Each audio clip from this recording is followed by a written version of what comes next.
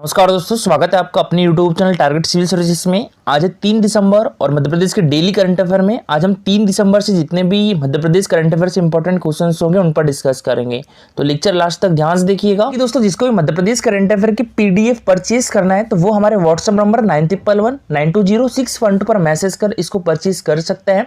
इसकी कॉस्ट की बात करें हम तो जनवरी 2021 से लेकर नवंबर 2022 तक इसकी कॉस्ट क्या रहेगी, 69 रुपीज रहेगी।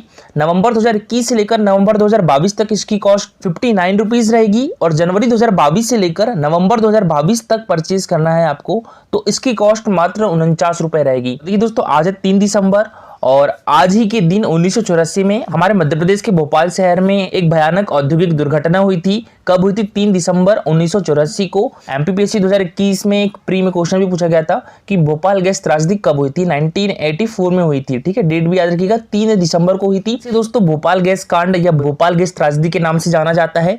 भोपाल स्थित यूनियन कार्बाइड नामक कंपनी के कारखाने से एक जहरीली गैस का रिसाव हुआ जिससे लगभग 15,000 से अधिक लोगों की जान गई तथा बहुत सारे लोग अनेक तरह की शारीरिक अपंगता से लेकर अंधेपन के शिकार भी हुए। भोपाल गैस कांड में मिथाइल आइसोसाइनाइट यानी MIC नामक जहरीली गैस का रिसाव हुआ था। ये भी क्वेश्चन पूछा जा चुका है तो याद रखिएगा, जिसका उपयोग कीटनाशक बनाने के लिए किया जाता था। चलिए दोस्तों, सबसे पहले हमने जो कल करंट अफेयर थे उसका रिवीजन कर लेते हैं, उसके बाद स्टार्ट करेंगे हम आज की करंट अफेयर। तो कल के करंट अफेयर में पहला क्वेश्चन था हमारा, मध्य प्रदेश शूटिंग एकेडमी की कोच सुश्री सुमा सिद्धार्थ सिरूर को किस पुरस्कार से सम्मानित किया गया है? तो ये द्रोणाचार्य पुरस्कार से सम्मानित किया गया है। तो इसका आंसर क्या जाएगा? Option number A. ठीक है, द्रोणाचार्य पुरस्कार।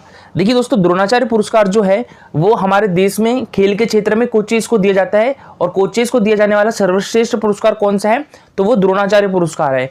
और यहाँ पर अगर हमारे मध्य प्रदेश की बात आए तो मध्य प्रदेश में कोचेस को सर्वश्रेष्ठ कौन सा पुरस्कार दिया जाता है? विश्वामित्र पुरस्कार दिया जाता है। ठीक है, अब बात करें हम यहाँ पर द्रोणाचार्य पुरस्कार की तो इसकी स्थापना कब की गई थी? ये 1965 में की गई थी। ठीक है, द्रोणाचार्य पुरस्कार की स्थापना 1965 में की गई थी और इसमें पुरस्कार राशि कितनी दी जाती है? तो देखिए, द्रोणाचार्य पुरस्कार 2 श्रेणियों में दिया जाता है, एक तो लाइफ टाइम श्रेणी में और एक नियमित श्रेणी में। तो लाइफ टाइम श्रेणी में पुरस्कार राशि कितनी है? 15 लाख रुपए है और जो नियमित श्रेणी है उसमें पुरस्कार राशि कितनी है?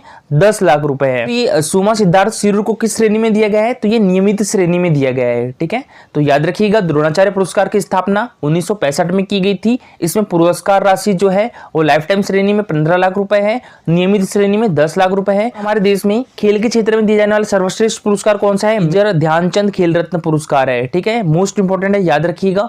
इसकी स्थापना कब की गई थी? देखिए, पहले इसका नाम क्या था? राजीव गांधी खेल रत्न पुरस्कार था। इसकी स्थापना 1991-92 में की गई थी और इसमें पुरस्कार राशि कितनी दी जाती है? तो 25 लाख रुपए दी जाती है। ठीक है, पुरस्कार राशि इसकी 25 लाख रुपए। दोस्तों, पहला राजीव गांधी खेल रत्न पुरस्कार जो कि अब नाम क्या कर दिया गया है? मेजर ध्यानचंद खेल रत्न पुरस्कार कर दिया गया है। तो पहला मेजर ध्यानचंद खेल रत्न पुरस्कार किसे मिला था? तो ये विश्वनाथ आनंद को मिला था। ठीक है, और विश्वनाथ आनंद किस खेल से संबंधित है? शतरंज से है। बात करें अर्जुन पुरस्कार की तो अर्जुन पुरस्कार भी खेल के क्षेत्र में दिया जाता है और अर्जुन पुरस्कार की स्थापना 1961 में की गई थी और इसमें पुरस्कार राशि कितनी दी जाती है? तो 15 लाख रुपए दी जाती है। देखिए, इसकी पुरस्कार राशि और स्थापना याद रखिएगा, मोस्ट इंपॉर्टेंट है। ठीक है, विश्वामित्र पुरस्कार की बात करें तो ये हमारे मध्य प्रदेश गवर्नमेंट के द्वारा कोचेस को दिया जाता है।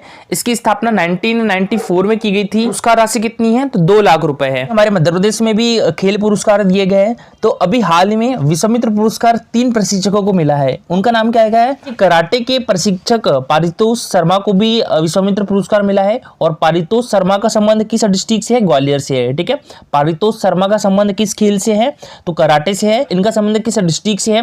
तो ग्वालियर से है और इनको अभी हाल ही में विश्वामित्र पुरस्कार 2021 से सम्मानित किया गया है। दूसरे कोच कौन है? भोपाल के कुश्ती कोच विनय प्रजापति। ठीक है, भोपाल के कुश्ती कोच विनय प्रजापति को भी विश्वामित्र पुरस्कार 2021 से सम्मानित किया गया है और मलखंभ के कोच मोहनलाल बंबोरिया को भी विश्वामित्र पुरस्कार 2021 से सम्मानित किया गया है। तो विश्वामित्र पुरस्कार 3 कोचेस को दिया गया है। कौन कौन? एक तो पारितोष शर्मा, विनय प्रजापति। बात करें यहाँ पर मध्य प्रदेश शूटिंग एकेडमी की तो इसकी स्थापना कब की गई थी? ये 2010 में की गई थी। ठीक है, और इसका मुख्यालय कहां पर है? तो ये हमारे मध्य प्रदेश की राजधानी भोपाल में है। MPPSC 2021 के प्री में क्वेश्चन भी पूछा गया था, चिंकी यादव का संबंध किस खेल से है? तो शूटिंग से है। चिंकी यादव शूटिंग से है। मनीषा कीर शूटिंग से है। मनीषा कीर को अभी हाल ही में हमारे मध्य प्रदेश गवर्नमेंट के द्वारा खेल के क्षेत्र में दिया जाने वाला सर्वोच्च पुरस्कार विक्रम पुरस्कार 2021 से भी सम्मानित किया गया है। तो मनीषा कीर का नाम भी याद रखिएगा और शूटिंग के क्षेत्र में रुबीना फ्रांसिस का नाम भी याद रखिएगा। Rubina Francis Jabalpur district district से है और ये पैरा शूटिंग प्लेयर है। और शूटिंग के क्षेत्र में ऐश्वर्य प्रताप सिंह तोमर का नाम भी याद रखिएगा, खरगोन डिस्ट्रिक्ट से है ऐश्वर्य प्रताप सिंह तोमर। और राही सरनोबत का नाम भी याद रखिएगा, राही सरनोबत शूटिंग प्लेयर है हमारे मध्य प्रदेश की। हाल ही में किस जिले की बाल कलाकार रिया जैन ने सबसे छोटी गोल्ड पेंटिंग बनाने का वर्ल्ड रिकॉर्ड बनाया है? तो इनका संबंध है हमारे मध्य प्रदेश की राजधानी भोपाल से। तो इसका आंसर हो जाएगा ऑप्शन नंबर बी। ठीक है, तो देखिए याद रखिएगा, सबसे पहले तो याद रखिएगा रिया जैन एक कलाकार है। ठीक है, इनका संबंध हमारे मध्य प्रदेश के भोपाल डिस्ट्रिक्ट से है। इनको 2020 में प्रधानमंत्री राष्ट्रीय बाल पुरस्कार 2020 से भी सम्मानित किया जा चुका है। इसके अलावा दोस्तों इनको 8 अंतर्राष्ट्रीय पुरस्कार, 20 राष्ट्रीय पुरस्कार तथा 72 जिला और राज्य स्तरीय पुरस्कार भी इनके नाम है। ऊर्जा साक्षरता अभियान में मध्य प्रदेश के किस जिले ने प्रथम स्थान प्राप्त किया है? तो ये शाजापुर डिस्ट्रिक्ट ने। तो इसका आंसर हो जाएगा ऑप्शन नंबर ए। ठीक है, ऊर्जा साक्षरता अभियान में हमारे मध्य प्रदेश के शाजापुर जिले ने प्रथम स्थान प्राप्त किया है, द्वितीय स्थान नरसिंहपुर जिले ने प्राप्त किया है और तृतीय स्थान जबलपुर जिले ने प्राप्त किया है और बालाघाट डिस्ट्रिक्ट को 4th स्थान प्राप्त हुआ है। 5वें स्थान पर कौन है? तो ये खरगोन डिस्ट्रिक्ट से है। और देखिए ऊर्जा साक्षरता अभियान कब से चलाया जा रहा है? तो ये 25 नवंबर 2021 से चलाया जा रहा है। ठीक है, याद रखिएगा ऊर्जा साक्षरता अभियान की शुरुआत कब की गई थी? ये 25 नवंबर 2021 से की गई थी। ये बात करें हम यहाँ पर ऊर्जा की, तो हमारे मध्य प्रदेश में नवकरणीकरण ऊर्जा की स्थापित क्षमता कितने मेगावाट तक पहुंच गई है? तो ये 5100 मेगावाट तक पहुंच गई है, यानी 5100 मेगावाट तक की पहुंच गई है हमारे मध्य प्रदेश में नवकरणीकरण ऊर्जा की स्थापित क्षमता। पर्यटन स्थल सांची को सोलर सिटी के रूप में विकसित किया जाना प्रस्तावित है। और देखिए दोस्तों यहाँ पर याद रखिएगा सागर जिले में लगभग 1500 मेगावाट, ठीक है, सागर जिले में लगभग 1500 मेगावाट क्षमता की सौर पार्क परियोजना, ओमकारेश्वर जलाशय में लगभग 600 मेगावाट की क्षमता की फ्लोटिंग सौर परियोजना, याद रखिएगा कितने मेगावाट की? 600 मेगावाट की फ्लोटिंग सौर परियोजना ओमकारेश्वर जलाशय में।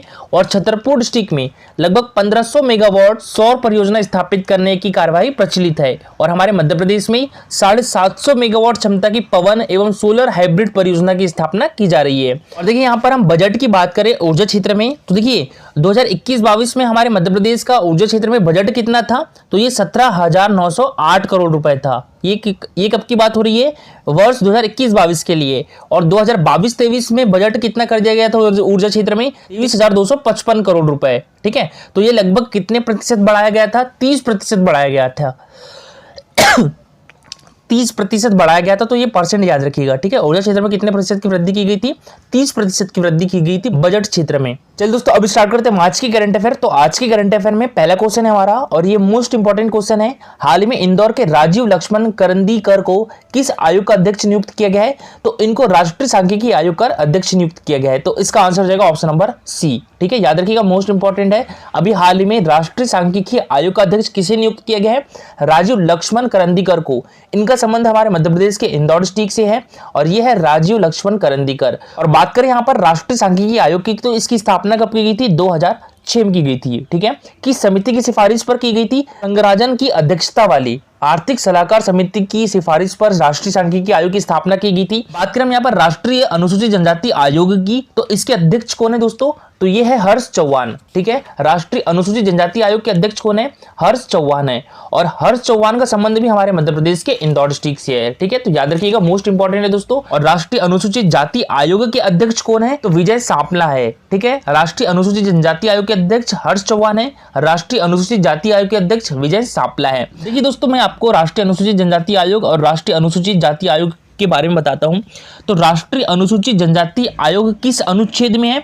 तो 338A में है। और राष्ट्रीय अनुसूचित आयोग किस अनुच्छेद में है? तो 338 में है। ठीक है, तो यहाँ पर कंफ्यूज मत होइएगा। देखिए राष्ट्रीय अनुसूचित आयोग की बात करें तो पहले आता है ये 338 में है, उसके बाद राष्ट्रीय अनुसूचित जनजाति आयोग आता है, ये 338A में है। 338B में आता है राष्ट्रीय पिछड़ा वर्ग आयोग। ठीक है, तो यहाँ पर देखिए एक बार फिर से बताता हूँ। राष्ट्रीय अनुसूचित जाति आयोग 338 में, राष्ट्रीय अनुसूचित जनजाति आयोग 338A में और पिछड़ा वर्ग आयोग किस में है? 338B में है। राष्ट्रीय पिछड़ा वर्ग आयोग के अध्यक्ष कौन है? भगवान लाल साहनी है। और देखिए ये क्वेश्चन पूछा जा चुका है कि राष्ट्रीय अनुसूचित जाति आयोग किस अनुच्छेद में है? 338 में है। ठीक है, संविधान के किस भाग में है? तो भाग 16 में है। और देखिए इन दोनों आयोग की स्थापना की बात करें तो इन दोनों आयोग की स्थापना कब की गई थी, ये 19 फरवरी 2004 को की गई थी। ठीक है, डेट याद रखिएगा, 19 फरवरी 2004 को की गई थी राष्ट्रीय अनुसूचित जनजाति आयोग और राष्ट्रीय अनुसूचित आयोग की स्थापना। इन दोनों आयोग में दोस्तों एक अध्यक्ष, एक उपाध्यक्ष और 3 सदस्य होते हैं। और इन दोनों आयोग के अध्यक्ष की नियुक्ति किसके द्वारा की जाती है, तो ये राष्ट्रपति के द्वारा की जाती है। दोस्तों बात करें यहाँ पर राष्ट्रीय मानवाधिकार आयोग की, तो इसकी स्थापना कब की गई थी, ये 12 अक्टूबर 1993 में की गई थी। ठीक है, इसकी भी डेट याद रखिएगा। और इसमें एक अध्यक्ष होता है और 5 सदस्य होते हैं और 7 पदेन सदस्य होते हैं। इनके अध्यक्ष एवं सदस्यों की नियुक्ति भी किसके द्वारा की जाती है, तो राष्ट्रपति के द्वारा की जाती है। राष्ट्रीय मानवाधिकार आयोग के अध्यक्ष कौन है, अरुण कुमार मिश्रा है और ये 8वें अध्यक्ष है। ठीक है, अरुण कुमार मिश्रा राष्ट्रीय मानवाधिकार आयोग के। अभी हमारे मध्य प्रदेश मानवाधिकार आयोग के अध्यक्ष कौन बने हैं, मनोहर ममतानी बने हैं। ठीक है, तो मनोहर ममतानी का नाम भी याद रखिएगा, ये अभी हमारे मध्य प्रदेश के मानवाधिकार आयोग के अध्यक्ष बने हैं। इंदौर के राजीव लक्ष्मण करंदीकर को राष्ट्रीय सांख्यिकी आयोग का अंशकालीन अध्यक्ष नियुक्त किया गया है। भारत का राष्ट्रीय सांख्यिकी आयोग एक स्वायत्त संस्था है जिसकी स्थापना 2006 में की गई थी। 2005 में भारत सरकार ने सी रंगराजन की अध्यक्षता वाली, ठीक है मोस्ट इंपोर्टेंट है याद रखिएगा, सी रंगराजन की अध्यक्षता वाली आर्थिक सलाहकार समिति की अनुशंसा के आधार पर इसकी स्थापना का निर्णय लिया था। क्वेश्चन है हमारा, हाल में जल जीवन मिशन के क्रियान्वयन में मध्य प्रदेश को देश में कौन सा स्थान प्राप्त हुआ है, तो पहला स्थान प्राप्त हुआ है। तो इसका आंसर हो जाएगा ऑप्शन नंबर ए। ठीक है, जल जीवन मिशन के क्रियान्वयन में हमारे मध्य प्रदेश को देश में पहला स्थान प्राप्त हुआ है। कि दोस्तों हर घर में नल से जल पहुंचाने वाला देश का पहला जिला कौन सा बन गया है, बुरहानपुर डिस्ट्रिक्ट बन गया है। मोस्ट इंपोर्टेंट है, ये भी याद रखिएगा। ठीक है, बुरहानपुर डिस्ट्रिक्ट हर घर जल वाला देश का पहला डिस्ट्रिक्ट बन गया है। देखिए जल जीवन मिशन में अब तक मध्य प्रदेश के 7065 ग्रामों के हर परिवार को जल से जल उपलब्ध करवाया जा चुका है। इनमें से केंद्रीय जल शक्ति मंत्रालय के द्वारा सर्वाधिक सर्टिफाइड घोषित ग्रामों की संख्या में मध्य प्रदेश प्रथम स्थान पर है। हमारे मध्य प्रदेश में 2396 ग्राम सर्टिफाइड है। केंद्र सरकार की महत्वाकांक्षी योजना जल जीवन मिशन के तहत हर घर में से पेयजल पहुंचाने के मामले में मध्य प्रदेश का बुरहानपुर देश का पहला जिला बना है। मध्य प्रदेश के बुरहानपुर को स्वच्छ सर्वेक्षण ग्रामीण 2022 पुरस्कार समारोह में हर घर जल प्रमाणित जिला घोषित करने के लिए सम्मानित भी किया गया। क्वेश्चन दोस्तों हमारा, और ये भी इंपॉर्टेंट क्वेश्चन ही है, अंतर्राष्ट्रीय डांसर एवं एशिया की पहली मुक बधिर नर्स बुलबुल पंजारे किस शहर की स्वच्छता ब्रांड एम्बेसडर बनी है, तो ये इंदौर शहर की। तो इसका आंसर हो जाएगा ऑप्शन नंबर ए।